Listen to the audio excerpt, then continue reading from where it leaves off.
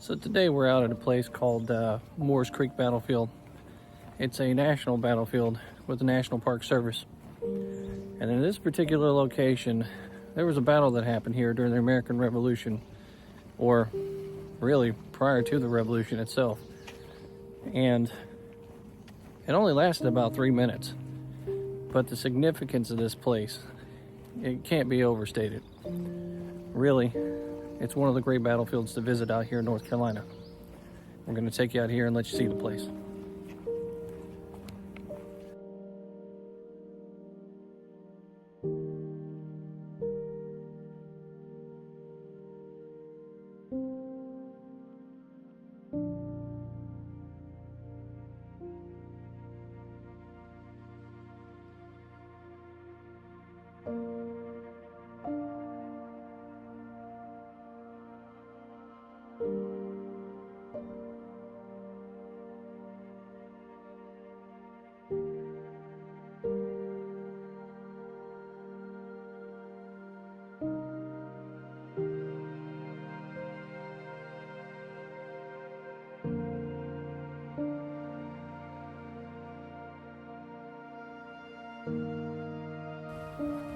So Josiah Martin was the royal governor in the state of North Carolina. And he'd lost complete control of this state, or the colony. And he ended up having to go to exile because the colonists weren't having it. Eventually what happens is he comes up with a plan to raise up 10,000 loyalists so that he can help the British recover the colony itself. But it doesn't work out exactly the way he plans.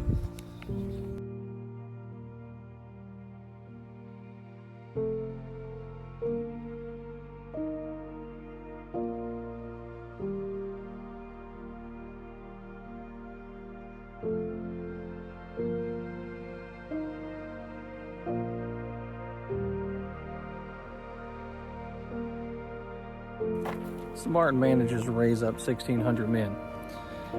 And he brings them out, he starts taking them out towards the coastline. He ends up using the roads to try to get out to the waterways. And the reason why he's doing this is he's essentially trying to find a path forward to get to where the British are, because they're supposed to be bringing reinforcements, ships, and all kinds of weapons to meet up with them out here.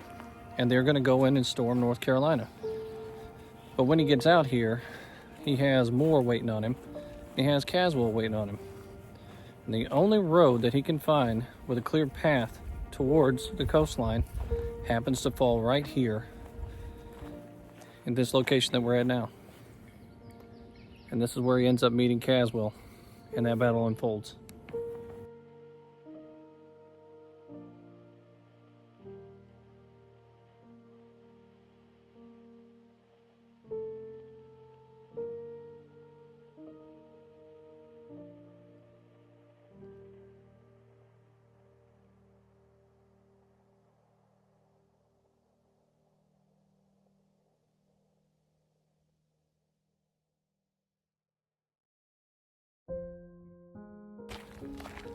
Now, General Donald MacDonald is the man that's in charge of those forces for the loyalists, which are essentially loyal to the crown. And he ends up finding this pathway I'm walking on now, that road. And that is a direct route that he wants to take. But he's going to find a surprise. Now, Colonel Alexander Lillington was the one that chose this battleground here. When he came out here, he knew that those forces would have to take this road and that the bridge would narrow down their path. And the bridge is actually just around the corner there, down this road. The Patriots were within these defense works out here, just simply waiting on them. And how they got here is a pretty funny story.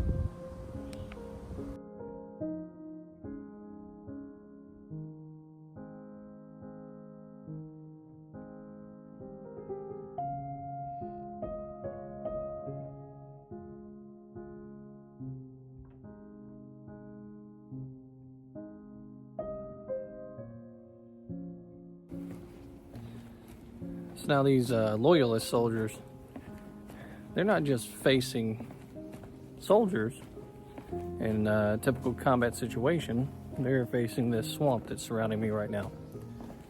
There's everything in here from snakes to alligators. Imagine marching a large force through a swamp like this. Anytime you can get yourself to use a bridge, it's probably the best situation possible, which is what they were trying to do here. Get their forces across the bridge and then take control of the other side. It must have been a mess.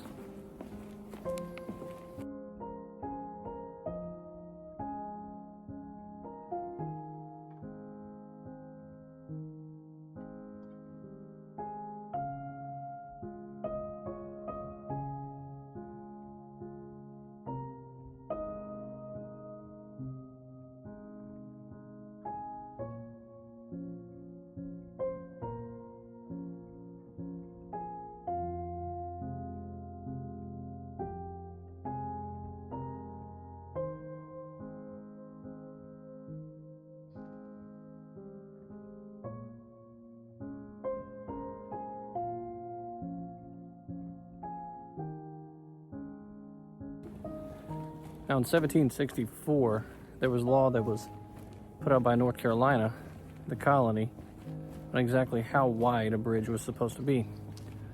So this bridge here fell within those standards. Donald MacDonald brought his men down the road that's in front of me here with the intentions of bringing them across that bridge, not realizing that he was about to get lit up.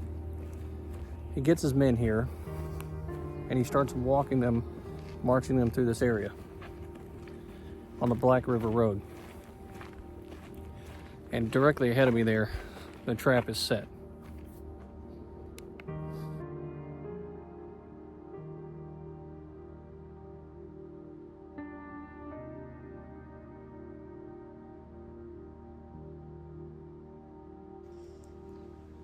So this is a campsite I was talking about earlier. You can just barely make out that road over there. And that's that Black River Road that we were talking about. It's somewhere on this side of the bank. And as I pan back around, you can make out in the trees here, there's a bridge that runs across. And then the swamp here. But somewhere on this side, this is considered the west bank when they speak about the battle over here. And this is where the Patriots were camping that night, whenever the courier was sent in, telling them to lay down their arms. And of course, they promptly sent the courier back with a big go, tell your boss, no way, Jose, it's not gonna happen. And Brigadier General Donald MacDonald decided to bring his men over here and start the fight. Well, he used the intelligence from that courier who said, essentially, they were all camped out here on the west bank. He didn't see any defense works, and he probably didn't even see the artillery pieces that they had when he came down this road, which were probably positioned back there behind those earthworks that we're about to bring you to. And the general moved on those words. He gets out here and he finds himself a big surprise. All the soldiers have disappeared from this area. So now, here it is early in the morning, and he's assuming that these Patriots have packed up and ran away. So now he's just going to march straight to the sea and meet up with the British forces. And it does not work that way for him. We'll take you over to the area where Captain Donald MacLeod ended up dying in one of the last charges made by the Scots Highlanders here at Moores Creek Battlefield.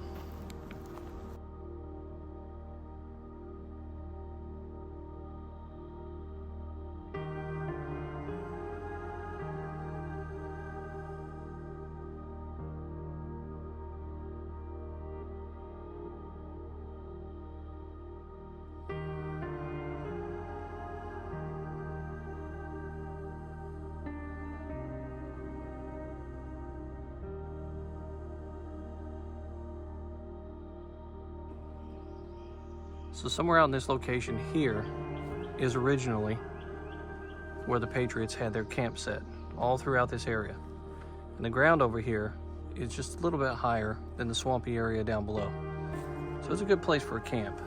And somewhere over here is where that courier come riding in from the road directly ahead there, that Black River Road. And he comes in basically demanding that the Patriots lay down their arms and turn themselves over. And then that's when the plan is set into place.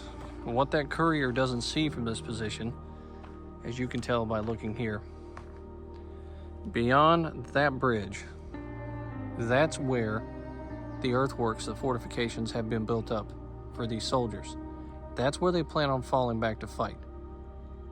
And these loyalist forces stand no chance.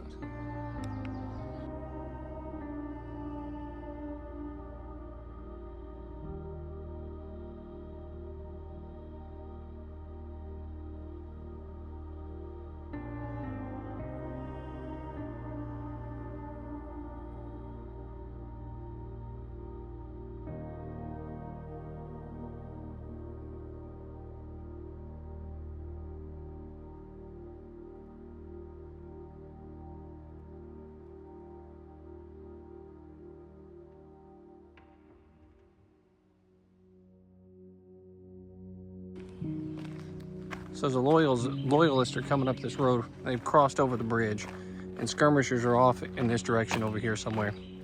They end up falling back to that position over there where the earthworks are. And as we come around the corner here, what you're going to see is the first set of earthworks. By the time they get to this position, they start to realize a trap has been set, and it is too late.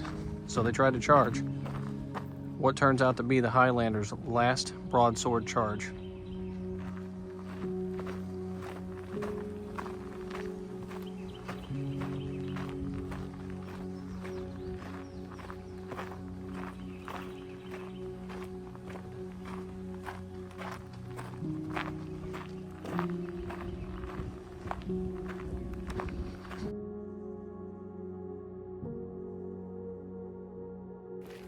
So now I'm walking down that road that we were talking about earlier, where Brigadier General McDonald sends his forces down, heading towards the bridge ahead, which is directly in front of me. And if you were in those ranks with the loyalists, loyal to the crown, you would have been marching down this same road. It would have been pitch black outside because it's February and it's early in the morning, and every noise you can think of is happening in these swamps. For some reason, they couldn't hear the soldiers ahead. They didn't know that they were about to walk into a trap. Those Patriot forces were over there waiting on them. And by the time they get across this bridge, or even close to it, that's when they start to realize something bad's about to happen.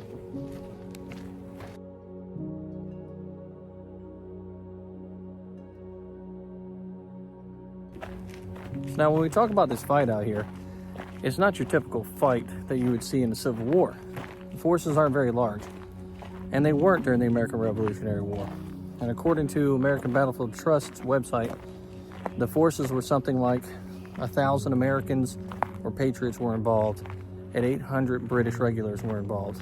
According to the signage out here, the numbers are a little bit different than that. So it's kind of all over the place. And of course the accounts are from way back in 1776. So you're going to have to go off of records and words of the people that fought here just to make any sense of it.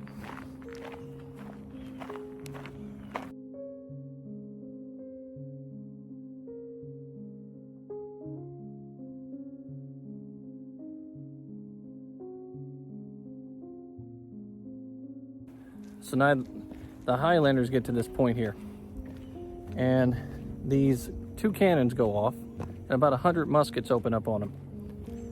It stuns them. They decide to try to charge the earthworks ahead. They start yelling and go for the earthworks. Then a second volley goes off. That stops them in their tracks. They turn around and they run in defeat, in disorder, and they don't make an attempt to come back up here. Now, you follow me on this page, then you know I cover a lot of Civil War battles. And these battles are generally filled with thousands of soldiers charging at each other and making wave after wave, assault after assault. But for some reason, there was not another attempt at this location. And probably because when they got here, they realized that they were basically walking into a trap, first of all. And second of all, they were facing a situation that they just couldn't win. But this place here becomes really significant in the rebellion, which turns into the revolution.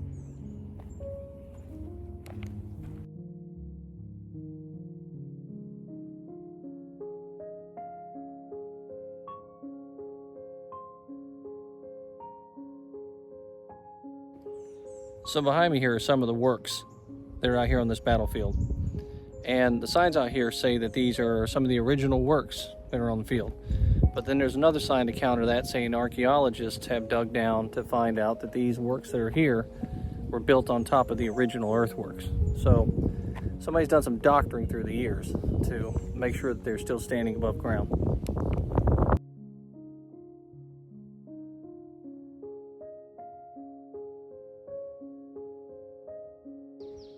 Now you can just make out the defense works that are right here in front of me. According to the signs over there, these are the remaining earthworks from that period in time.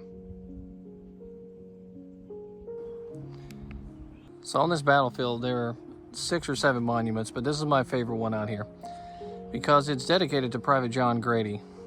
He was the only Patriot soldier to die here on this battlefield. And it says here lies the remains of Private John Grady of Duplin County. Basically the only Whig killed in this battle.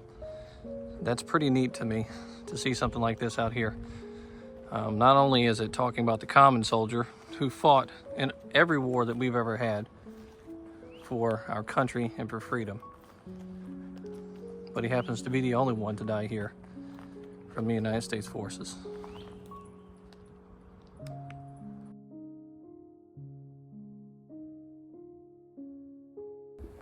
Now, another interesting monument is the one behind me here, directly behind me. That monument is in honor of the 2 Scots Highlanders that died out here and the 50 men that charged with them against the Patriots. Now, it talks about their bravery and their courage and how they did their duty the way they saw it. If you can imagine, though, looking at the 2 sides that are opposing each other, we're talking about colonists versus colonists here, basically. It's kind of like an American Civil War, like a first version of it. They're both fighting here against each other for very different reasons. One to be loyal to the crown, and the other one for rebellion, so that it can become its own country and break away from that crown. It's a very different war, but it's still a civil war.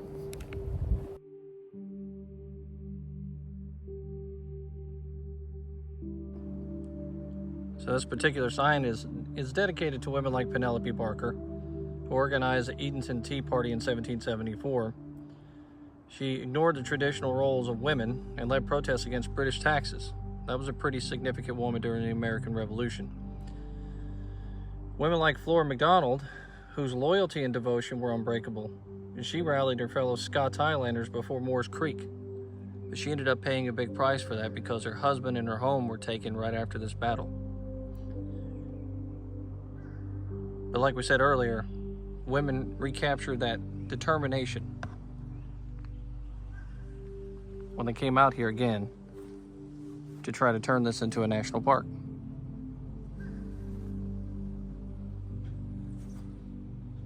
Job well done.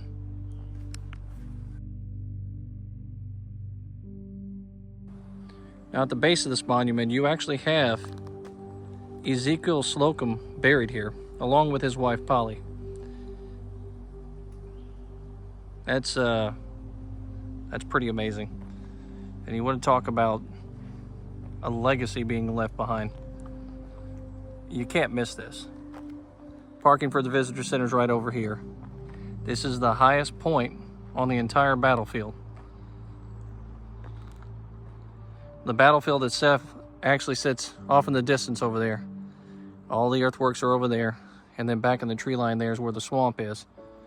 But overlooking this battlefield is this burial plot and the beautiful monument directly behind me. It's pretty amazing.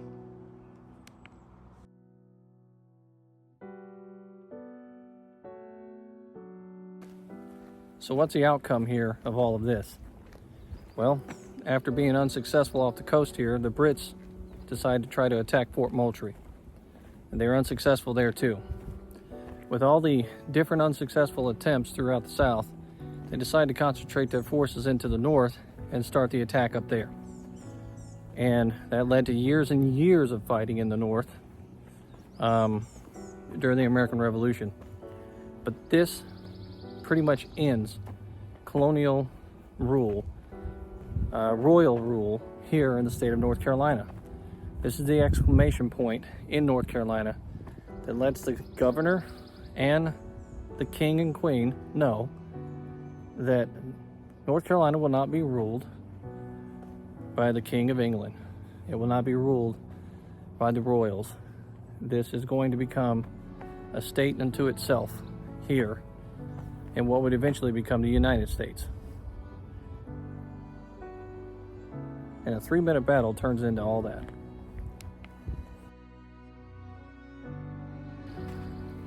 Well, this is it's a pretty amazing park. Very well preserved, a beautiful place to go to. If you ever have a chance to come out here to Wilmington, North Carolina, I'd say this is probably one of the top spots to go to. Come out to the Moores Creek National Battlefield here in North Carolina and check out the Patriot defenses here for that 3-minute battle. Learn a little bit about your history. It's been fun. Until next time, this is History with Waffles.